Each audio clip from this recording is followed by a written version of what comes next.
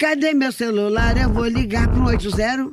Vou entregar teu nome e explicar meu endereço. Aqui você não entra mais, eu digo que não te conheço. E jogo água fervendo se você se aventurar. Sejam bem-vindos ao terceiro episódio do nosso podcast da eletiva O Silêncio Também Mata, da Escola Senador Catete Pinheiro. Boa noite, Eduardo. Boa noite, Maria Luísa. Hoje nós estamos aqui com a Renata Torres e com a Daniela Canuto. Boa noite, meninas. Que honra é pra gente receber vocês aqui hoje, né? Boa noite. Elas são representantes do Conselho Tutelar, né, Maria Luísa? E é um privilégio pra gente muito grande receber vocês aqui. Meninas, pra gente começar, fala pra gente qual a importância do Conselho Tutelar na nossa sociedade. O Conselho Tutelar, ele é importante para zelar, né, na garantia dos direitos das crianças e adolescentes, né? E ele cumpre um papel fundamental, que é de fazer com que esses direitos eles não sejam negligenciados, né? Qual a importância do Conselho Tutelar na proteção dos direitos da criança e do adolescente? Como eu disse, ele tem a importância de zelar, né, pelo cumprimento dos direitos das crianças e adolescentes, de ajudar com que essas crianças elas não sejam negligenciadas, né? Que seus direitos não sejam violados. A gente atua sempre que há a violação dos direitos de crianças e adolescentes. Daniela, fala um pouquinho pra gente como o Conselho pode intervir em casos onde há violência doméstica ou negligência envolvendo menores, meninas. Os casos que a gente acompanha no Conselho Tutelar, eles são reflexos daquilo que as crianças, né, que as meninas vivenciam dentro de casa. E o Conselho ele intervém assim, quando há a denúncia, né, por isso a necessidade e a importância da denúncia. Quando há a denúncia, a gente faz a visita, o acompanhamento da família, a gente requisita também da rede os serviços, né? Cada caso é diferenciado, né? Há situações em que a gente pede suporte ao CREAS, né? Que trabalha esse fortalecimento de vínculos, mas há também casos que a gente vai diretamente ao Ministério Público, aos juizados, né? E principalmente situações onde ocorre ali a violência física, a questão do abuso sexual, né, a violência psicológica. Renata, fala um pouquinho pra gente quais são as situações mais comuns que o Conselho são acionados em relação da violência contra a mulher. São ambos, né? A violência, né, vivenciada contra a mulher, violências são físicas, né, as violências psicológicas, né, onde a gente tende a atender a criança que vive naquele ambiente, né? Nosso papel é atender e acompanhar aquela criança que vive naquele ambiente, que essa violência é refletida nessas adolescentes e crianças, né? Onde, como a Daniela falou, a gente aciona a assistência social, onde vai fazer o estudo, né, e acompanhamento daquela família. Não, a gente não vai trabalhar apenas a criança, aquela família, né? A partir de quando aconteceu aquela violência, toda a família deve ser acompanhada, né?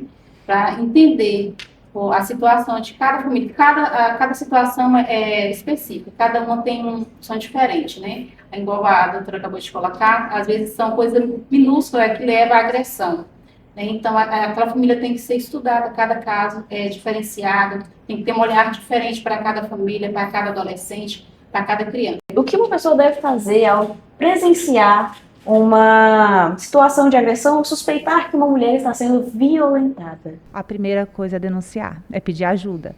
E aí a gente conta com a parceria da Polícia Militar, né? Em casos de violência, em casos de suspeita de violência, deve ser acionada a polícia e 190, né? E envolvendo crianças e adolescentes na residência, o Conselho Tutelar também deve ser acionado, tá? Também tem o Disque 100, né, que você pode fazer a denúncia anônima quando há esse envolvimento de crianças e adolescentes dentro da residência, e o 180, que é o canal de atendimento a mulheres que são vítimas de violência doméstica. A gente começou com perguntas e perguntas, né, Maria Luísa? Agora a gente quer saber um pouquinho de vocês, como que nasceu esse amor pelo Conselho Tutelar, quando que nasceu essa, nossa, eu quero ser conselheira, como foi? Conta aí pra gente um pouquinho. Assim, eu já atuo com crianças e adolescentes há algum tempo, fora do Conselho Tutelar. Eu trabalhei na educação, né, no município, também sou formada na área da educação, sou formada em História e Letras, E é algo que já acho que é natural meu, essa questão desse vínculo, do querer cuidar, do querer zelar, né? E aí, quando houve a oportunidade de participar do Conselho Tutelar, eu coloquei meu nome à disposição e, graças a Deus, estamos firmes aqui. Somos uma equipe muito boa, né? Somos 5 mulheres, 5 mães. Então, a gente tem esse olhar mais humanizado no nosso trabalho e isso acho que é fundamental. Você, Nata? Eu, particularmente, eu sou mãe, né? Sou mãe, era dona de casa, mas eu vi no trabalho das meninas que eu já conhecia, essa vontade de trabalhar e enfrentar, porque o nosso serviço dia a dia é um desafio. Cada dia é um desafio diferente. A gente enfrenta junto, nós somos 5, né? Nós somos 5 pessoas, 5 mulheres, mães, como a Daniela colocou, que a gente vem tentando buscar amenizar o que hoje os adolescentes e as crianças vivenciam no nosso município. Né? E eu hoje me sinto honrada de estar nesse cargo hoje.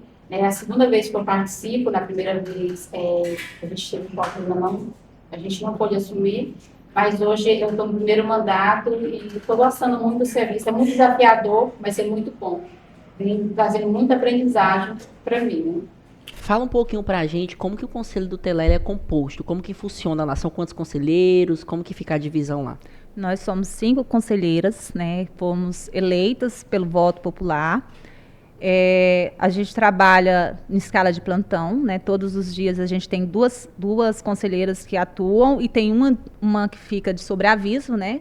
A sede, ela fica aberta das 8 às 2 horas da tarde, que a gente faz esse atendimento ao público, e o restante do período a gente trabalha de sobreaviso, né? Então, a qualquer hora que precisar, a sociedade ela pode acionar, a gente trabalha, como se diz, da 8 da manhã de um dia até a 8 da manhã do outro dia, né? 24 horas.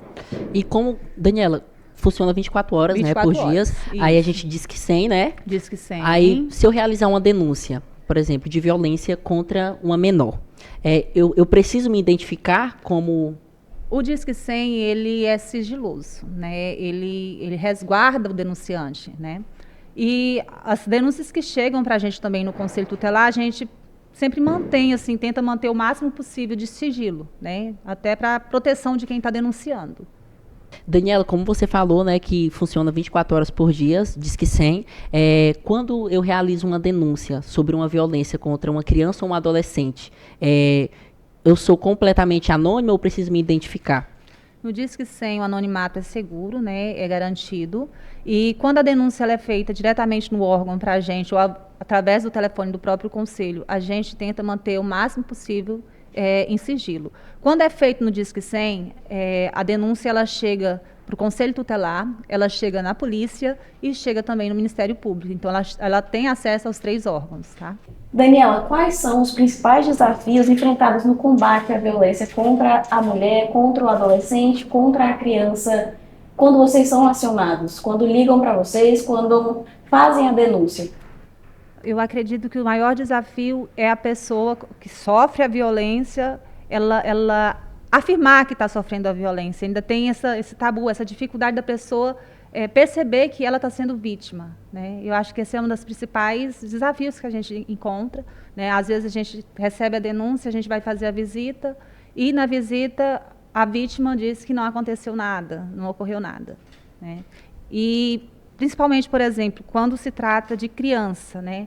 Às vezes a gente recebe uma denúncia que a maioria das vezes vem da escola, que é o local onde tem esse aglomerado maior de crianças e adolescentes, e que a gente ouve a criança, que na verdade a gente não faz aquela escuta especializada, mas aquela escuta, como é que eu posso dizer, espontânea, né? A gente ouve a criança e a criança diz que aconteceu e a gente chega na residência e é tudo negado. Então, há essa dificuldade, né, de provar ali a veracidade da situação. Renata, fala um pouquinho para a gente de que forma que a violência contra a mulher pode afetar no desenvolvimento dos filhos dentro do lar. De todas as formas, né?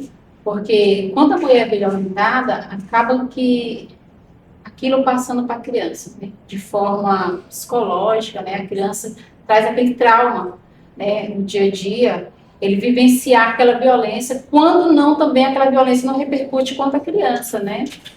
Hoje nós atendemos várias crianças que hoje sofrem devido à violência que parte dentro de casa. Né?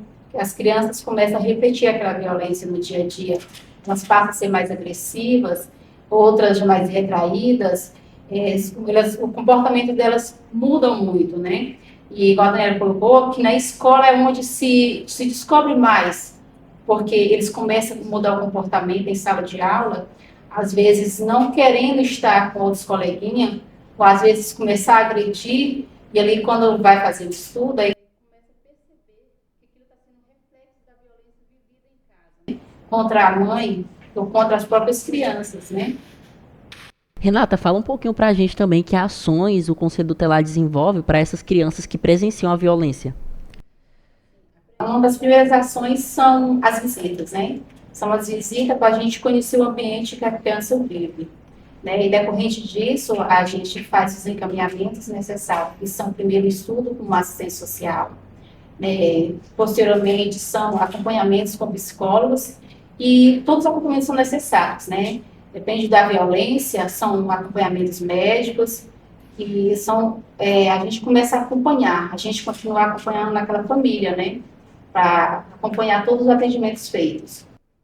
Meninas, fala agora pra gente como que vocês alertam essas crianças e esses adolescentes nas escolas, em casa, tem algum projeto que vocês criaram, que tem algum projeto nas escolas? Não, a gente participa, às vezes as escolas fazem algum projeto, né? E a gente participa, a gente dá palestras, a gente conversa com eles também. A maioria das nossas ações é na escola, né? A gente também tem a parceria da Secretaria de Saúde, então quando tem algum evento nos postos de saúde, né? A gente sempre está orientando também, né? Principalmente em relação às campanhas de abuso sexual, essas coisas, a gente sempre está ativo, né? Juntamente com a rede. Meninas, qual a importância de não se calar e denunciar? Na questão da violência contra a mulher, né, é importante denunciar, né, porque quando uma mulher ela é violentada dentro de casa, toda a estrutura familiar ela passa a ser abalada, né? E aí a gente vivencia hoje muito casos de feminicídio no nosso país e aqui na região também. Então, quando se cala, o agressor ele vai se tornando mais poderoso, né? E é preciso que a pessoa perca o medo, né? É preciso entender que não está sozinho, que a gente tem uma rede de apoio, né? Que está ali para apoiar uns aos outros e ajudar a essas mulheres saírem desses relacionamentos violentos, esses relacionamentos tóxicos, e inclusive porque isso afeta diretamente os filhos. A gente, igual a Renata falou, percebe isso claramente, as denúncias que a gente recebe das escolas, às vezes a criança está ali violenta, porque ela está percebendo dentro de casa a violência. Na questão também de abuso sexual, a gente tem casos que a gente atua, que a criança violentada, a menina abusada, ela faz parte de uma família onde a mãe foi abusada sexualmente muito cedo e vira uma cultura ali muito, né, como se diz, vira uma cultura familiar, onde a mãe foi abusada, a filha é abusada pelo padrasto e é algo natural. Né? E são ciclos que precisam ser quebrados. Meninas, fala um pouquinho pra gente sobre o que vocês acham da adultização de crianças e adolescentes. Tem acontecido casos bastante recentes aqui, né, no Brasil, que a gente presencia pela televisão, um caso que aconteceu recentemente com um influenciador. O que vocês acham da criança e o adolescente ser adultizado muito cedo? Esse é um desafio muito grande, né? Onde a gente acaba adultizando eles não têm uma carga de responsabilidade, né? Onde as pessoas que tentam levar para a criança, não é a criança em si, que é um desafio para a vida dela, que acaba afetando a vida deles futuramente, né? E negativo, né? Vai afetar negativamente a vida deles no futuro, né? Meninas, fala um pouquinho pra gente também o que vocês acham desse projeto da Eletiva O Silêncio Também Mata, estar trabalhando esse tema bastante importante, que é a violência contra a mulher na escola. O que vocês acham desse tema que está sendo trabalhado na escola? Eu acho muito importante. O primeiro passo é a orientação, né? E é um passo grande que vocês estão dando, porque é uma forma de orientar, né? Falar sobre o assunto é também mostrar às mulheres que elas precisam falar sobre o assunto, né? Que não tem que ser um tabu. E que precisam pedir ajuda, né?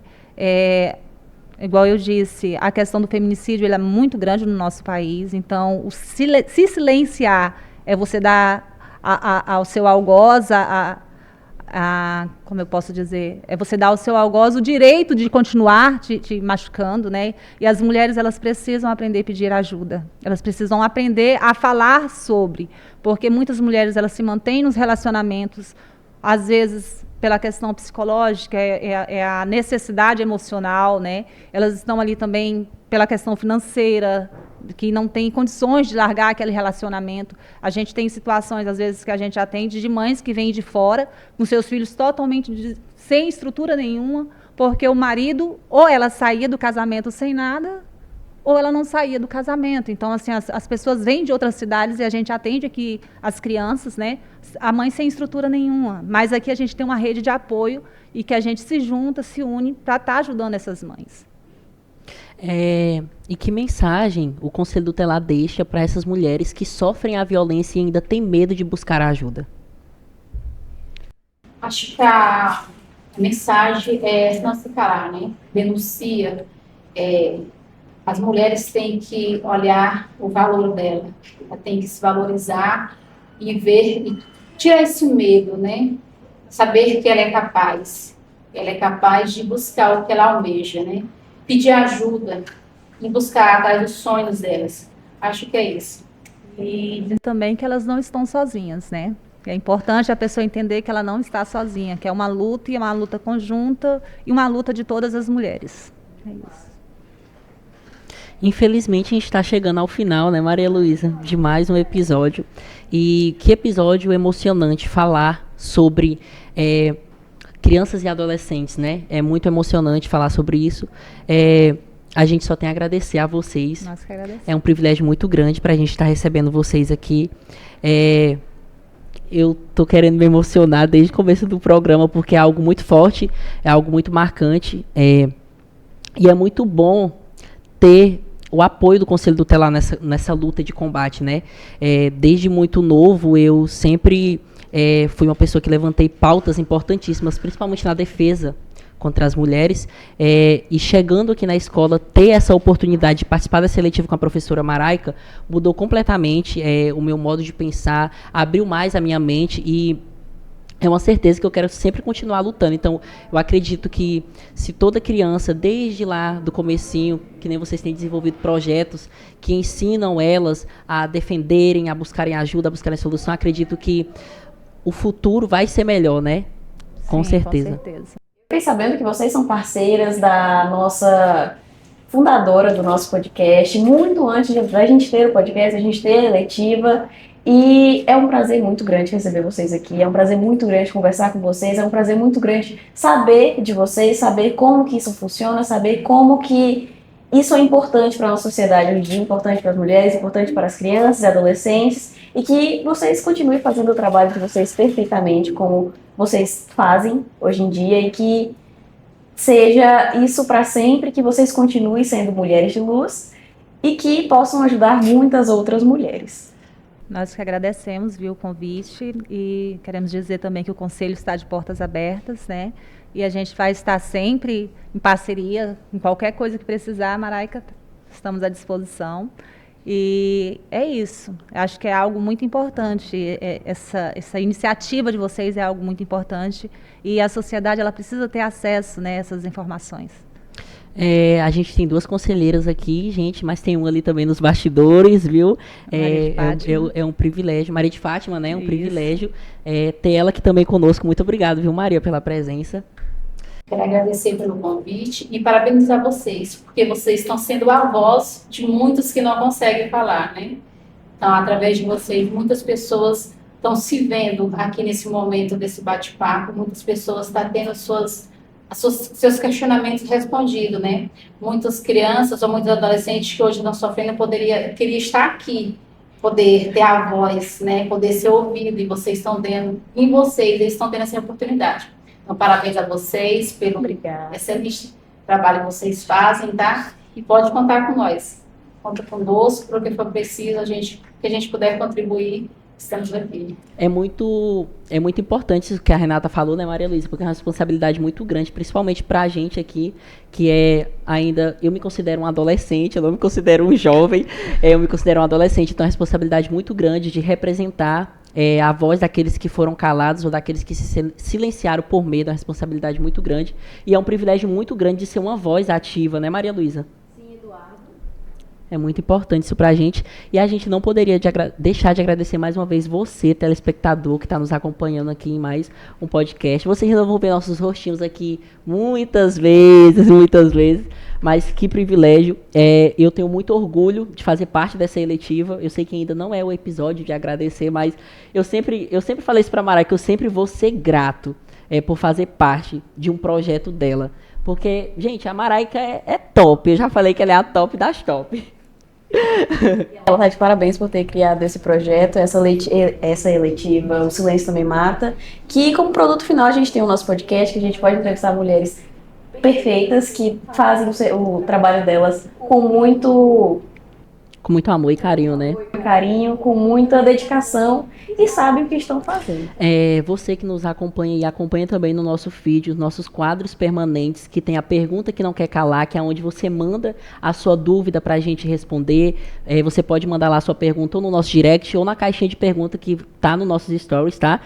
Tem também história que inspiram. Se você conhece alguma mulher que tem alguma história inspiradora de superação, pode nos procurar que a gente vai até ela, entrevistar ela. Não precisa ser mostrando a identidade visual dela, pode ser só a voz, ou se ela quiser só falar para que a gente reproduza a história dela. Então, tem também Vozes do Catete, que a gente dá vozes aos alunos sobre o que eles querem falar. Estou me esquecendo de algum? Deixa eu só pegar a colinha aqui, gente, que é muita coisa ainda para decorar. E Minuto da Informação, né? Que a gente traz a informação para você. Então, acompanha, veja os nossos quadros permanentes aí.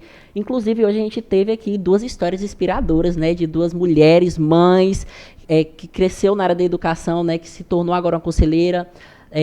Primeiro mandato, né, de conselheira, se não me engano, né, Renata? É uma história muito inspiradora de coragem e de garra. Então, nos acompanha aí. Fiquem ligadinhos, não esqueçam de nos acompanhar no nosso Instagram. Acompanha também o Conselho do Telar aí no Instagram, Conselho do Telar de Rio Maria, né, meninas? Acompanham, sigam eles lá, sigam a nossa eletiva. Chegou a hora da gente também agradecer os nossos parceiros, né, Maria Luísa? Sim, vou pegar a colinha aqui, porque são muitos e não dá para decorar tudo de cabeça. A gente vai começar agradecendo ao Tribunal de Justiça do Pará, a Comarca de Maria, o Ministério Público, a Secretaria Municipal de Promoção e Assistência Social, o Conselho Tutelar, que são as meninas que estão aqui hoje, o Conselho Municipal da Mulher, Marias do Amor, o nosso queridíssimo professor Irã, a direção da Escola Catete Pinheiro, ao nosso querido amigo William Gonçalves, do podcast Radar Xinguara, que está nos bastidores, e ao Jael Sampaio. A gente também não poderia deixar de agradecer a todo o nosso público presente aqui nos bastidores, né? É uma honra ter vocês aqui com a gente, inclusive me deixaram bastante nervoso nesse programa de hoje, mas que privilégio ter vocês aqui com a gente, viu, meninas? Lembrando que a maioria do nosso público aqui hoje é feminino, viu, gente? Então, aqui tá top dos top. Se vocês verem, só gente defensora da causa, gente que abraça, gente que levanta essa bandeira, e é muito importante ter vocês aqui. Vocês também que estão nos acompanhando aí, nosso telespectador, aonde você estiver assistindo, tira uma fotinha, tô assistindo aqui de cima dessa árvore, tô assistindo aqui na sala da minha casa, tô assistindo aqui na televisão, tira uma fotinha, marca a gente lá no nosso Instagram e nos acompanha lá, né, Maria Luísa? Meninas, mais uma vez, muito obrigada. É um privilégio muito grande para mim dividir essa bancada juntamente com vocês, viu? Voltem sempre, a gente sempre vai lançar muitos convites para vocês. Ano que vem, acredito eu que esse podcast vai continuar, mas infelizmente eu acredito que não vou estar mais aqui, né? Meu último ano aqui nessa escola, mas tenho certeza que pessoas melhores estarão aqui compondo essa bancada. Então, é isso, pessoal. Até o próximo episódio.